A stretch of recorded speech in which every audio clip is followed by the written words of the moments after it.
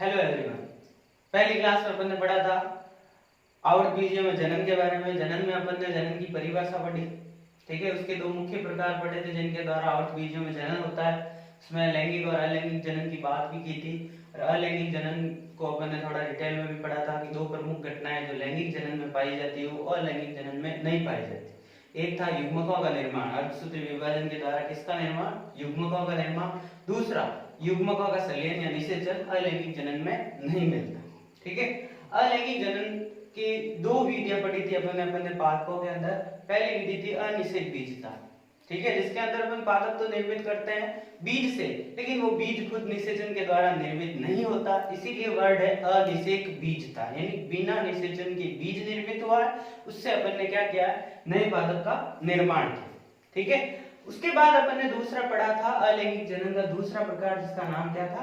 कायिक प्रवर्धन। कायिक प्रवर्धन में अपन ने बात की थी कि पादप के कायिक भाग, दो तरह के भाग होते हैं, एक जननिक और दूसरा कायिक। जननिक में केवल पुष्प आता है, कायिक में सभी भाग आते हैं, जड़, तना, पत्ती, शाखा सब। तो कोई भी कायिक भाग जिसमें जड़, तना, पत्ती सम्मिलित हो, उनके द्वारा अगर अपन नए पादप को निर्मित करते हैं तो उसको अपन क्या नाम देते हैं? कायिक प्रवर्धन। यहाँ एक वर्ड आया था जिसे अपन ने नाम दिया था क्या? प्रवर्ध, ठीक है। प्रवर्ध किसे कहते हैं? तो कायिक प्रवर्धन करने के लिए अपन जो पादप का भाग उपयोग में लेते हैं उसे अपन क्या नाम देते हैं? प्रवर्ध देते हैं, ठीक है। कायिक प्रवर्धन में अपन ने दो प्रकार पढ़े थे, प्राकृतिक और दूसरा आज पढ़ेंगे कृत्रिम। प्राकृतिक में अपन ने पढ़ा था कि किस किस के द्वारा प्राकृतिक कायिक प्रवर्धन होता है। उसमें सबसे पहले अपन ने बात की थी तने के द्वारा, ठीक है, गुलाब के अंदर पढ़ा था। दूसरा अपन ने पढ़ा था जड़ के द्वारा। जड़ के अंदर अपन ने पढ़ा था मुख्य रूप से नीम के अंदर, ठीक है। इन सब के अंदर क्या हो रहा था? जड़ के द्वारा अपन क्या कर रहे थे? कायिक प्रवर्धन। उसके बाद अपन ने पत्ती की भी बात की।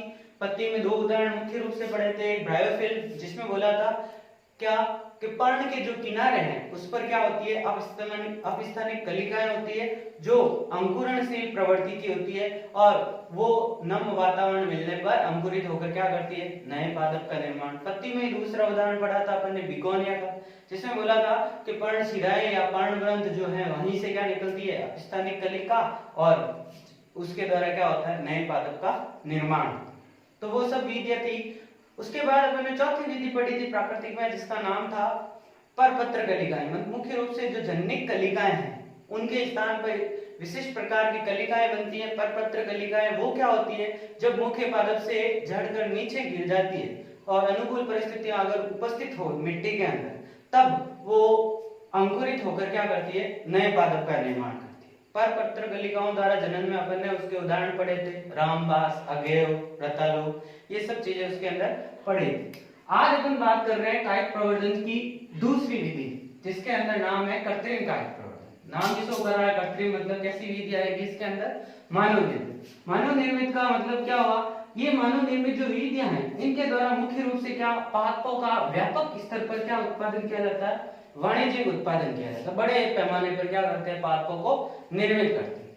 इसके अंदर भी मुख्य रूप से जो तीन विधियां हैं, अपन बोले कृत्रिम कायिक प्रवर्धन के जो प्रकार है मुख्य रूप से तीन विधियों द्वारा होते हैं। पहला है कर्तन। कर्तन का मतलब है टुकड़ों में काटना। नाम ही शो कर रहा है कि पादप भाग के क्या करेंगे? टुकड़े करेंगे और उनको अपन क्या करेंगे? अनुकूलित वातावरण देंगे, जिससे क्या होगा? नए पादपों का विकास होगा, ठीक है। अगर अपन बात करें कर्तन की, तो उसमें पादप भाग कौन सा ले रहे हैं उसके आधार पर इसको वापस दो प्रकारों में बांट देते हैं। अगर टुकड़े के रूप में अपन तने को ले रहे हैं तो क्या हो गया? स्तंभ कर्तन, और टुकड़े के रूप में अगर अपन जड़ को ले रहे हैं तो क्या हो गया? मूल कर्तन। स्तंभ कर्तन के द्वारा वाणिज्यिक उत्पादन किन पादपों का किया जाता है? मुख्य रूप से गन्ना, अंगूर, बोगनविलिया का। जबकि मूल कर्तन के अंदर अपन बात करें तो मुख्य रूप से जड़ को अपन क्या टुकड़े के रूप में लेते हैं और उससे नए पादप का क्या करते हैं? निर्माण करते हैं। कर्तन विधि के अंदर ध्यान रखना है कि यहां पर जो चीज मुख्य रूप से उत्तरदायी है कि अपना नया पादप विकसित होगा या नहीं होगा, उसके अंदर तीन चीजें आती है। एक तो कर्तन की लंबाई, भाई सीधा सा है, अगर अपन ने उपयुक्त लंबाई का लिया है तो उससे ही नया पादप विकसित होगा। दूसरी चीज के जो कर्तन है उसकी आयु, जिस पादप से लिया गया उस पादप की आयु पे भी डिपेंड करता है। अगर आपने कर्तन वाला भाग किसी ओल्ड प्लांट से, यानी आपने वृद्ध पादप से लिया है, तो सीधा सा है उसके अंदर अंकुरण की क्षमता क्या होगी, कम होगी। और वही कर्तन वाला भाग अगर आपने तरुण पादप से लिया है तो उसके अंदर अपार अंकुरण की क्षमता होगी और अपना जो वाणिज्यिक उत्पादन है पादपों का क्या होगा, ढंग से होगा। तो ये पहली विधि थी जिसका नाम था कर्तन। अब बात करते हैं कृत्रिम कायिक प्रवर्धन की दूसरी विधि जिसका नाम है दाब लगाना। दाब लगाना कर्तन से थोड़ा अलग है। पहली विधि पढ़ी थी कर्तन, उसमें अपन क्या करते थे, पादप भाग के टुकड़े कर लेते थे स्टार्टिंग में और उससे अपस्थानिक जड़ों के निर्माण को प्रेरित करते।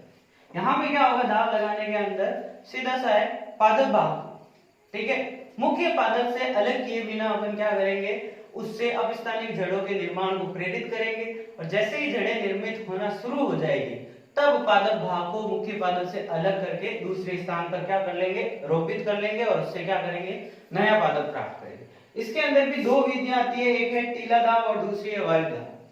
टीला दाब मेथड के अंदर ये मुख्य रूप से कौन से पादपों के लिए, शाक के पादपों के लिए क्या है, उपयोगी, जबकि वायु दाब जो विधि है वो वृक्षों के लिए, जो काष्ठीय पादप है, ठीक है, उनके लिए क्या है, उपयोगी। टीला दाब के अंदर क्या होगा, जो शाक के पादप है, ठीक है, उनकी शाखा को क्या किया जाता, मुख्य पादप से जुड़ी हुई शाखा को ही जमीन के अंदर क्या किया जाता है, दबा दिया जाता है, जमीन के अंदर दबा दिया जाता है, ठीक है। और जो अंतिम सिरा है पत्तियों युक्त, जिस शाखों को अपन ने जमीन में दबाया उसको क्या करते हैं, वायु भाग या वायु ऊपर की तरफ अपन रखते हैं, ठीक है। जैसे ही इस पादप से अपस्थानिक, ये जो अंडरग्राउंड भाग अपन ने जो नीचे की तरफ दबाया उससे अपस्थानिक जड़ें विकसित होना क्या होती है, शुरू होती है, उस समय यहां से अपन इस भाग को क्या कर लेते हैं, कट कर लेते हैं, इस पादप भाग को अन्य स्थान पर ले जाकर क्या कर लेते हैं, उगा देते हैं, जिससे नया पादप क्या हो जाएगा, बन जाएगा। टीला दाब शाक के पादपों के लिए, क्यों, क्योंकि कोमल तना होगा तभी अपन उसको मोड़कर कहां दबा सकते हैं, जमीन के अंदर, और अपस्थानिक जड़ों के निर्माण को प्रेरित करते हैं। कर्तन में अंतर है, कर्तन में अपन पहले से ही पादप भाग को मुख्य पादप से क्या कर देते, अलग कर देते, लेकिन यहाँ पे टीला दाब के अंदर क्या होगी कि जो शाक की पादप है उसकी शाखा को जमीन के अंदर दबा के रखेंगे मिट्टी के अंदर, और जब तक उससे अपस्थानिक जड़ें निर्मित होना शुरू नहीं हो तब तक उसको अपन दबा के रखेंगे। जैसे ही निर्माण शुरू हो जाएगा क्या कर देंगे, उस पादप भाग को अलग करके ये जो अपस्थानिक जड़ों युक्त भाग है उसको अलग जगह पर रोपित करके अपन क्या करेंगे, नया पादप बनाएंगे। दूसरी विधि है वायु दाब, ठीक है, इसको मैं चित्र की सहायता से समझाता हूं। सेकेंड विधि जो थी दाब लगाने के अंदर, पहली विधि पड़ी थी टीला दाब, जो कि अपन ने बोला था शाक के पादपों के लिए क्या है, मतलब उपयुक्त विधि थी, क्योंकि शाक के पादप की शाखा को अपन क्या करते थे, मोड़कर अपन जमीन के अंदर दबा सकते थे, ठीक है। दूसरी है वायु दाब, या नाम है इसका घुट्टी लगाना, ठीक है।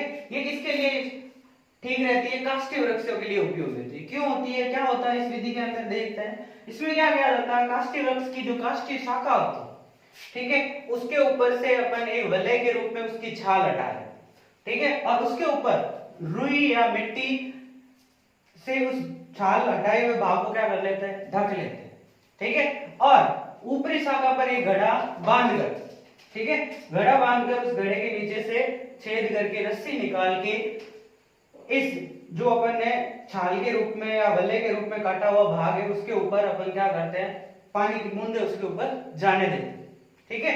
ये जो विधि है 5 से 8 सप्ताह तक जारी रहती है। क्या होगा, लगातार पानी मिलने की वजह से इस भाग से क्या होगी, नीचे की तरफ जड़ें, अपस्थानिक जड़ें हैं वो विकसित होना क्या होगी, शुरू होगी। जैसे ही एक बार अपस्थानिक जड़ें निर्मित होना शुरू हो जाएगी उस समय इस पादप भाग को यहां से अपन क्या करेंगे, कट करेंगे और अन्य स्थान पर ले जाकर उसका क्या कर देंगे, रोपण कर देंगे। इस प्रकार इस विधि से वृक्षों का क्या होता है, जो काष्ठीय वृक्ष है उनका वाणिज्यिक उत्पादन किया जा सकता है। अगर बात करें यहाँ पे ये जो रुई या मिट्टी से ढका हुआ भाग जो है उसको अपन क्या नाम देते हैं, घुट्टी नाम देते हैं। और घुट्टी में ही लगातार पानी पहुंचने से यहाँ क्या निर्मित होती है, अपस्थानिक जड़ें निर्मित होती है। तो ये थी सेकंड विधि दाब लगाने की। पहली विधि थी टीला दाब, दूसरी है वायु दाब, ठीक है, जो कि काष्ठीय वृक्षों के लिए क्या है, उपयोगी है। कृत्रिम कायिक प्रवर्धन की दो विधियां पढ़ ली थी अपन ने, ठीक है, जिसमें पहला था कर्तन, दूसरा था अपना दाब लगाना। कर्तन में अपन ने पहले से ही पादप भाग को अलग करके उसको रोपित किया, अनुकूल परिस्थितियां दी, नए पादप को निर्मित किया। दूसरी थी अपनी दाब लगाना, जिसके अंदर बोला था पादप भाग को अपन भूमिगत रखते हैं थोड़ी देर, जब तक उससे अपस्थानिक जड़ें नहीं निकलते। जैसे ही जड़ें निकलती है फिर पादप भाग को अलग किया जाता है और अपस्थानिक जड़ों युक्त पादप भाग को अब कहाँ नई जगह पर रोपित किया जाता है। तीसरी विधि है रोपण। रोपण इसलिए खास है, इसके अंदर अपन दो अलग अलग पादप हिस्सों को संयुक्त करके, दो अलग अलग जो पादप है उनके हिस्सों को संयुक्त करके नए पादप का क्या कर सकते हैं, निर्माण कर सकते हैं। अब दो अलग अलग हिस्से कौन से हो सकते हैं, यहाँ हिस्सों को अपन नाम देते हैं। एक तो कलम होता है। कलम क्या होता है, अच्छी किस्म का जो पादप हिस्सा जिसको अपन क्या कर रहे हैं, मुख्य उद्देश्य रखकर उसका रोपण किया जा रहा है, उसको अपन क्या नाम देंगे, कलम। जैसे मेरे को उत्पादकता बढ़ाने के लिए मैं क्या कर रहा हूँ, एक पादप भाग और अच्छे होने वाले पादप भाग को किसके रूप में लूंगा, कलम के रूप में। ये रहा पादप भाग, ठीक है। दूसरी चीज होगा स्कंद। स्कंद क्या होगा, जमीन से जुड़ा हुआ भाग होगा और उसी की जड़ों से उस मतलब दोनों भागों को क्या मिलेगी, आगे खनिज और जल मिलेगी। जो स्कंद है वो निम्न किस्म का भी हो सकता है, आधारी पादप होता है, और इसके ऊपर ही अच्छी किस्म वाले कलम का क्या किया जाता है, रोपण किया जाता है। ये कलम है और ये क्या है, स्कंद। इन दोनों को संयुक्त कर देते हैं, ठीक है। कलम के ऊपर ऐसे ही रिज बनाते हैं या चीरा लगाते हैं कि वो स्कंद के अंदर क्या आ जाए, फिट आ जाए। फिर इन दोनों को आपस में फिट करके क्या रस्सी से बांध दिया जाता है, ठीक है। और कुछ समय पश्चात, कुछ दिनों पश्चात क्या होता है, इससे नए पादप का विकास होता है, जिसमें किससे संबंधित गुण ज्यादा होते हैं, कलम से, ठीक है। तो ये विधि थी अपनी कौन सी, रोपण। इसके प्रकारों की अपन बात करते हैं। अब बात करते हैं रोपण की विधियों। रोपण के कितने प्रकार है, इसके आधार, इसका जो मुख्य आधार है कि स्कंद अपन किस आकार का ले रहे हैं, ठीक है। जिस आकार का स्कंद लेंगे उसी के कॉम्प्लीमेंट्री पूरक आकार का अपन क्या बनाएंगे, कलम बनाएंगे। यहाँ पे आकार के आधार पर सबसे पहले है जीवारोपण। जीवारोपण मतलब टंग ग्राफ्टिंग।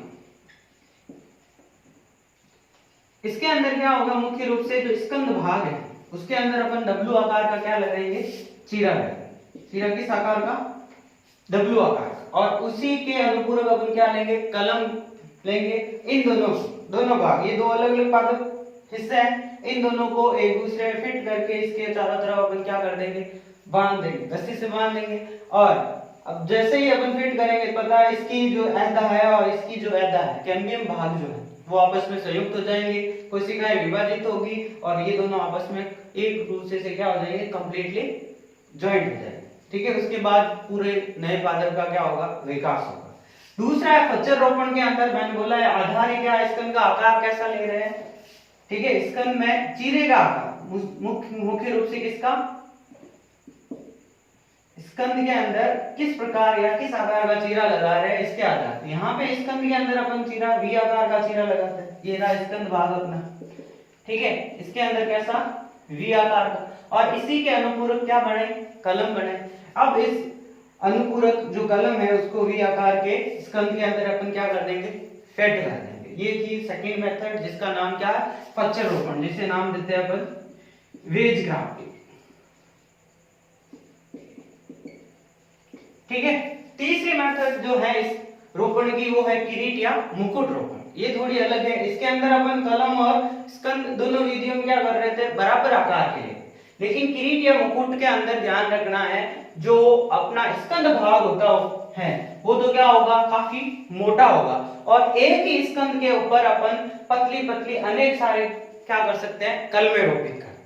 जैसे स्कंद के अंदर अपन ने क्या कर लिया, दो तीन जगह पे अपन ने चीरे लगाए और उनके आकार के आधार पे अपन ने कलमें ले ली, चीरों के आकार के आधार पे कलमें ले ली और उनको इससे क्या करा दिया, संयुक्त करा दिया। यहाँ पे ध्यान रखना है, एक मोटे स्कंद के ऊपर अपन 3 से 4 कलमों को क्या कर सकते हैं, रोपित कर सकते हैं। यहाँ जो कलमों का आकार है वो स्कंद की तुलना में कई गुना क्या होगा, कम होगा, तभी एक स्कंद पे क्या होगी, 3 से 4 कलमें एक साथ रोपित की जा सकती है। अंतिम है, इसे अपन नाम देते हैं क्राउन ग्राफ्टिंग। अंतिम जो है कली का रोपण, जिसे अपन नाम दे रहे हैं क्या, बड ग्राफ्टिंग। इसके अंदर मुख्य रूप से स्कंद के अंदर किस आकार का, टी आकार का अपन चीरा लगाते हैं और कलम को भी इसके अनुपूरक रख के इन दोनों को ज्वाइंट करके क्या कर दिया जाता है, बांध दिया जाता है। इस प्रकार ये होगी कृत्रिम कायिक प्रवर्धन की अंतिम विधि, जिसका नाम क्या था, रोपण। ठीक है, आगे अपन बात करेंगे लैंगिक जनन की। पहला पार्ट अपन ने पढ़ लिया था आवृत्तबीजीय जनन में अलैंगिक जनन, जिसके अंदर अपन ने विविध विधियां पढ़ी, अनिषेक बीजता, कायिक प्रवर्धन में पढ़े प्राकृतिक और कृत्रिम कायिक प्रवर्धन। कृत्रिम के अंदर भी अपन ने 3 प्रमुख विधियां पढ़ी थी, जिसमें सबसे पहला था कर्तन, दूसरा था अपना दाब लगाना और तीसरा रोपण। ठीक है, आज अपन बात कर रहे हैं लैंगिक जनन की। ठीक है, लैंगिक जनन की अगर बात करें तो लैंगिक जनन से पहले अपन को आवृत्तबीजीय के अंदर क्या समझना जरूरी है, पीढ़ी एकांतरण। क्या होता है पीढ़ी एकांतरण? पीढ़ी एकांतरण का मतलब है आवृत्तबीजीय पादपों के जीवन चक्र में, जिसमें जीवन चक्र में 2 पीढ़ियां पाई जाती है। एक होती है बीजाणुद्भिद, जिसे अपन द्विगुणित पीढ़ी भी कहते हैं, दूसरी होती है युग्मकोद्भिद, जिसे अपन एन या अगुणित पीढ़ी भी कहते हैं। बीजाणुद्भिद जो पीढ़ी होती है वो मुख्य पीढ़ी होती है, जड़ तना और पत्तियों में क्या होती है, विभेदित होती है। और पादप का अधिकतर जो जीवन चक्र है वो कौन सी पीढ़ी द्वारा निरूपित होता है, बीजाणुद्भिद। ये पीढ़ी स्वकोषी होती है। ठीक है, स्वकोषी का मतलब क्या हुआ, पूरे पादप के निर्माण से लेकर उनकी अंतिम अवस्था तक अपना भोजन अपने आप बनाती, इसलिए नाम दे दिया स्वकोषी। नेक्स्ट है कौन सी, युग्मकोद्भिद पीढ़ी। ये हासित पीढ़ी, हासित क्यों कि ये बहुत ही कम समय तक चलती है। मेनली पादप के अंदर जैसे ही बीज का अंकुरण होता है तो उससे पहले उसकी कायिक अवस्था चलती है, उसके बाद एक निश्चित आकार जब पादप ग्रहण कर लेता है तो उसकी जननिक अवस्था शुरू होती है, जिसमें उसमें पुष्प का निर्माण होता है। पुष्प का निर्माण होने के बाद ही अपनी कौन सी स्टार्ट मतलब अवस्था, युग्मकोद्भिद अवस्था शुरू होती है। ठीक है, तो हासित और अल्पजीवी हो गया मतलब कम समय तक चलने वाली, और युग्मकोद्भिद या युग्मक जो है वो कहां तक सीमित रहेंगे, परागकण और अंडकोशिका। ये दोनों जो होती है इनके अंदर गुणिता की अपन बात करें, ये दोनों क्या होते हैं, अगुणित होती है। तो ये दो ही निरूपित करते हैं मुख्य रूप से किसको, युग्मकोद्भिद।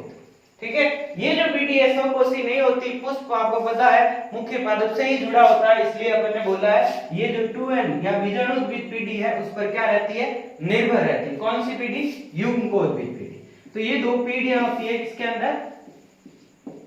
ठीक है, अब यहाँ एक वर्ड आया है कि आवृत्तबीजीय पादपों में जो पीढ़ी एकांतरण होता है अस्पष्ट पीढ़ी एकांतरण। इसका कारण क्या है कि जो अपनी बीजाणुद्भिद पीढ़ी है 2n वाली कौन सी है, बीजाणुद्भिद पीढ़ी, वो तो लंबी अवस्था वाली होती है, जबकि n वाली कौन सी, अगुणित या युग्मकोद्भिद पीढ़ी जो होती है छोटी होती है, इसलिए नाम क्या आया, अस्पष्ट पीढ़ी एकांतरण।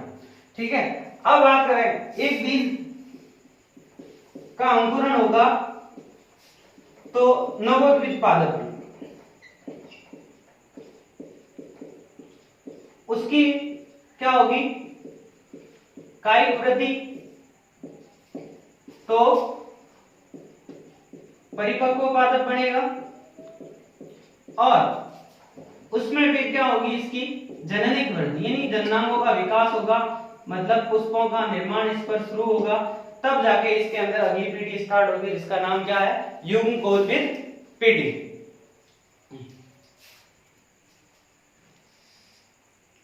पीढ़ी एकांतरण के बारे में पढ़ा था। आगे बात करते हैं लैंगिक जनन के अंदर पादपों या मुख्य रूप से आवृत्तबीजीय पादपों में जनन के रूप में क्या पाया जाता है, पुष्प, जिसे अपन रूपांतरित पर्व नाम देते हैं। रूपांतरित पर्व नाम क्यों देते हैं, इसके पीछे भी रीजन है कि आपको पता है बीजांकुरण के समय मुख्य रूप से 2 भाग निर्मित होते हैं, एक होता है प्रांकुर और दूसरा मूलांकुर। प्रांकुर जो भाग है वो पादप के ऊपरी भागों को निर्मित करता है, सारे वायवीय भाग, जड़, तना, पत्ती को। ठीक है, जिन्हें अपन जो वायवीय भाग है उनको अपन सम्मिलित रूप से क्या नाम देते हैं, पर्व। जबकि भूमिगत भाग जो मूलांकुर से निर्मित होता है, जिसे अपन जड़ या मूल नाम देते हैं। ठीक है, तो ये भी जो भाग है वो पर्व का ही भाग है, इसलिए इसे अपन ने क्या नाम दिया, रूपांतरित पर्व। एक प्रारूपिक पुष्प की संरचना अपन देखें तो उसके अंदर आपको टोटल चक्र कितने मिलेंगे, 4 चक्र में। ठीक है, इसको अपन परिधि से केंद्र की तरफ जाए तो सबसे बाहर की तरफ जो चक्र होगा उसको अपन क्या नाम देते हैं, बाह्य दल। ठीक है, अब बाह्य दलपुंज का पूरा घेरा हो सकता है 4 से 5 पत्तियां, और सिंगल पत्ती की अपन बात करें तो उसको अपन क्या नाम देंगे, बाह्य दल। ध्यान रखना, एक तो चक्र का नाम तो है बाह्य दलपुंज, और उसकी जो एकल इकाई है, एकल पत्ती की नाम बात करें अपन, उसको अपन क्या नाम देते हैं, बाह्य दल। ठीक है, अब बात करते हैं बाह्य दल होते क्या है, ये हरे रंग की पत्ती, छोटी पत्ती जैसी संरचनाएं होती है। इनका मुख्य कार्य याद रख लेना, बाह्य दलपुंज का कार्य क्या होता है, जब पुष्प कलिका अवस्था में होता है, ठीक है, जब पुष्प खुला नहीं बंद होता है, कली अवस्था में होता है, उस समय पुष्प के जो आंतरिक भाग है, कौन से, दलपुंज, पुंमंग, जाया, इनकी सुरक्षा का कार्य कौन करता है, बाह्य दलपुंज करना। ये जो है मुख्य रूप से हरे रंग के। चार चक्रों में से परिधि से अंदर की तरफ जाए तो दूसरा चक्र क्या होता है, दलपुंज का। ये हमेशा ध्यान रखना, ये क्या होता है, रंगीन चक्र होता है। इसकी एकल इकाई को अपन क्या नाम देते हैं, दल नाम देते हैं। और रंगीन होने की वजह से ये क्या करता है, मुख्य रूप से कीटों को अपनी ओर आकर्षित करता है, जो कीट इसके ऊपर आकर बैठते हैं, जिसकी वजह से ही पादपों में, अनेक सारे पादपों में क्या होती है, परागण क्रिया क्या होती है, संपन्न होती है। परिधि से तीसरे नंबर अंदर की तरफ चले, तीसरा चक्र आता है पुमंग। पुमंग पूरे चक्र का नाम है। इसकी एकल इकाई जो है उसको अपन क्या नाम देते हैं, पुंकेसर, ठीक है। पुंकेसर क्या होता है, पुष्प का नर जननांग होता है, ध्यान रख लेना। पुंकेसर क्या होता है, पुष्प का नर जननांग, ठीक है।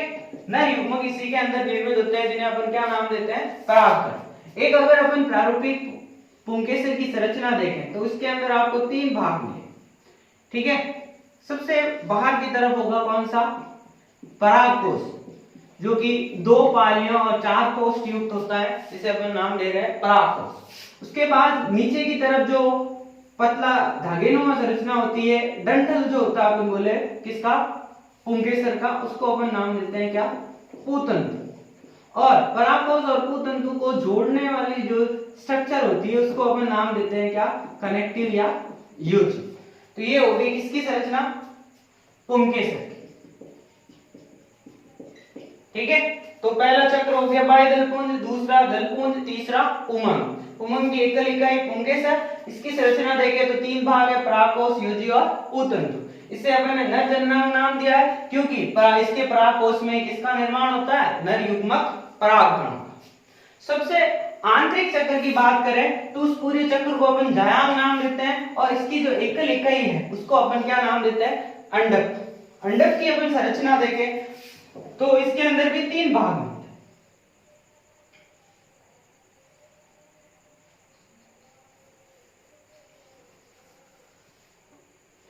सबसे ऊपर वाला मंच की तरह जो भाग होता है, जिसके ऊपर परागकण आकर गिरते हैं, उसको अपन नाम देते हैं वर्तिकाग्र। और उसके जस्ट नीचे नलीनुमा जो संरचना होती है उसको अपन नाम देते हैं क्या, वर्तिका।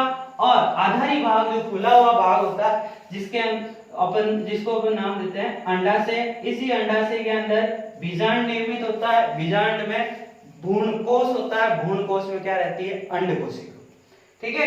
तो ये होगी किसकी संरचना, अंडक की संरचना, ठीक है। वापस रिकॉल करवा देते हैं। पुष्प के अंदर 4 चक्र होते हैं, ठीक है। सबसे बाह्य दलपुंज, एकल इकाई बाह्य दल। कार्य क्या होता है, कलिका अवस्था में पुष्प को सुरक्षा प्रदान करना। दूसरा होता है दलपुंज, रंगीन होता है, एकल इकाई दल कहलाती है। रंगीन होने की वजह से कीटों को आकर्षित करता है, और कीट आकर्षित होंगे, यहाँ आकर बैठेंगे, परागकणों को एक पुष्प से दूसरे पुष्प पर ले जाएंगे, मतलब परागण क्रिया संपन्न करवाएंगे। तीसरा चक्र है पुमंग, जिसे अपन, इसकी एकल इकाई जो है पुंकेसर, और इसे अपन क्या नाम देते हैं, नर जननांग। क्यों, क्योंकि इसके अंदर नर युग्मक परागकणों का क्या होता है, निर्माण होता है। पुंकेसर की संरचना यहाँ पे अपन ने देख ली, 3 भाग है, परागकोश, योजी और पूतंतु। परागकोश में 2 पालियां और 4 कोष होते हैं, जिसके अंदर परागकणों का क्या होता है, निर्माण होता है। सबसे आंतरिक चक्र होता है जायांग, एकल इकाई इसकी क्या होती है, अंडक, ठीक है। अंडक की संरचना में भी 3 भाग होते हैं, वर्तिकाग्र जहां पर परागकण आकर गिरते हैं, सेकंड नंबर है वर्तिका, तीसरा जो फूला हुआ आधारी भाग है क्या है, अंडाशय, ठीक है। तो ये अलग अलग भाग हैं किसके, पुष्प के, ठीक है। अब इन 4 चक्रों में से 2-2 चक्र को अलग अलग नाम भी दिया गया है। जो आंतरिक 2 चक्र हैं, जिसके अंदर कौन से पुमंग और जायांग आते हैं, उनको अपन क्या नाम देते हैं, आवश्यक और जनिक चक्र। क्यों नाम देते हैं आवश्यक, क्योंकि ये लैंगिक जनन के लिए क्या है, आवश्यक है। एक में नर युग्मक और दूसरे में क्या होता है, मादा युग्मक, ठीक है। जबकि 2 बाह्य जो चक्र है, दलपुंज और बाह्य दलपुंज, उन्हें क्यों क्या नाम देते हैं? सहायक चक्र। सहायक चक्र क्यों बोलते हैं? ये सुरक्षा देता है और ये परागण क्रिया में क्या करता है? हेल्प करता है, इसलिए क्या नाम दे दिया? सहायक चक्र। ठीक है, अब ये चारों चक्र पुष्प में उपस्थित है या नहीं, उसके आधार पर पुष्पों के दो प्रकार, चक्रों की संख्या। 4 चक्र होते हैं टोटल, उनमें से कितनी है? अगर चारों चक्र उपस्थित है तो ऐसे पुष्प को अपन क्या नाम देते हैं? पूर्ण पुष्प, जैसे कि सरसों और मटर के अंदर मिलता है। जबकि चारों में से एक भी अनुपस्थित हो, जैसे कि पपीते में क्या होता है? नर पादप अलग होता है, मादा पादप अलग। नर पादप पे जो पुष्प बनता है उसके अंदर ये वाला भाग, मादा वाला भाग एब्सेंट रहता है, जबकि मादा पादप पर जो पुष्प बनता है उसमें पुंकेसर या नर जननांग क्या रहता है? अनुपस्थित होता है। इसलिए ऐसे पुष्प को अपन क्या नाम देते हैं? अपूर्ण पुष्प। एक भी चक्र अगर क्या हो? एब्सेंट हो, तो उसको अपन क्या नाम देते हैं? अपूर्ण पुष्प। तो ये इसी के साथ अपना ये जो फर्स्ट चैप्टर है, ठीक है, कंप्लीट होता है। लैंगिक जनन की जो आवश्यक घटनाएं वो अपन सेकंड चैप्टर और अगली क्लास में पढ़ेंगे। ठीक है, थैंक यू।